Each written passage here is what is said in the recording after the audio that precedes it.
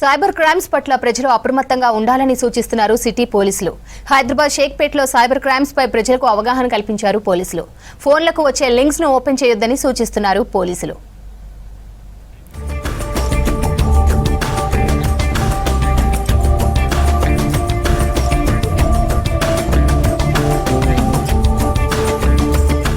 Smart phone danger గా మారిందన్నారు additional CP Srinivas. ఎక్కువ మంది చదువుకున్న వారే సైబర్ క్రైమ్ కు గురవుతున్నారని తెలిపారు.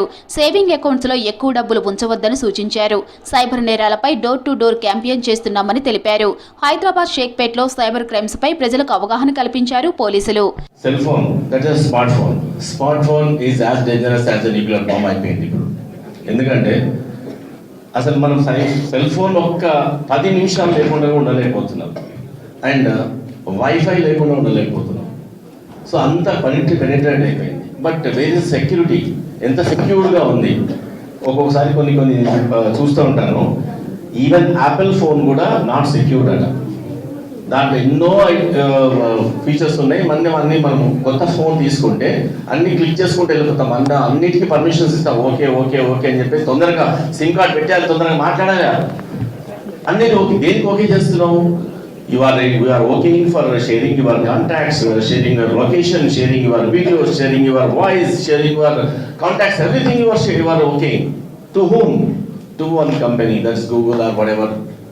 And అక్కడ నుంచి వాళ్ళు ఎంతవరకు మన డేటా సేఫ్ ఉంది, ఎంతవరకు మన డేటా సేఫ్ మనకి ఎవ్వరికి తెలియదు. ఈవెన్ చదువుకున్న వాళ్ళు తెలియదు, అందరికి తెలియదు. సిటీలో సైబర్ క్రైమ్స్ పై అవగాహన కల్పిస్తున్నామని తెలిపారు హైదరాబాద్ డీసీపీ అరవింద్ బాబు.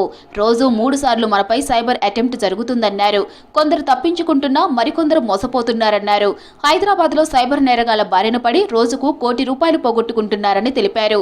రోజు 60 నుంచి 70 సైబర్ క్రైమ్ కంప్లైంట్స్ వస్తున్నాయన్నారు అరవింద్ బాబు.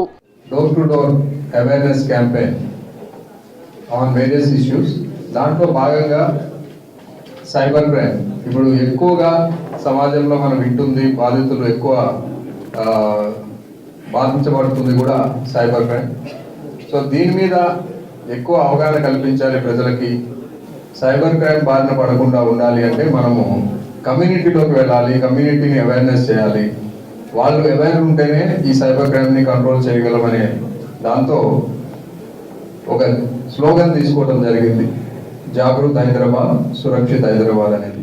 ప్రజల అత్యాశను సైబర్ నేరగాళ్లు క్యాష్ చేసుకుంటున్నారని తెలిపారు జూబ్లీహిల్స్ డీసీపీ రమణారెడ్డి. ఫోన్లకు వచ్చే తెలియని లింక్స్ ను క్లిక్ చేసి మోసపోవద్దని సూచించారు.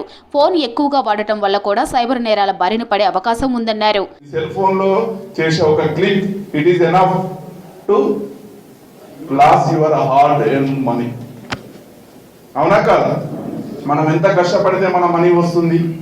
సో మీ ఆశను, మీ అత్యాశను పెట్టుబడి పెడతాడు వాడు అక్యూజ్. అంతేనా? వాడి పెట్టుబడి ఏంటి? మీ ఆశ, మీ అత్యాశ.